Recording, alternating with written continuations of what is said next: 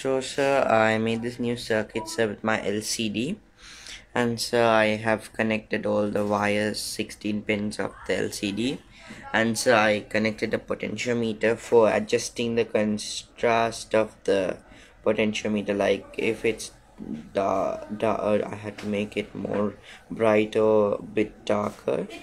So I have connected a push button. So this is a game sir. So whenever I click this push button, so this is runner boy.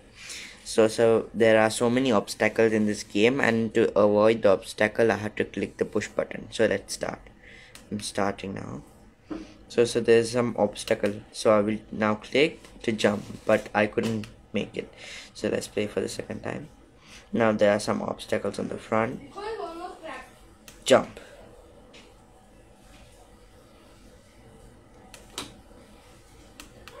Okay, I lost again.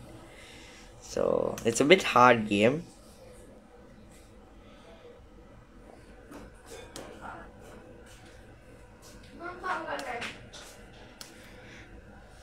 It's like this.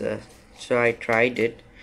I took some help of some videos and stuff, sir, and I did it.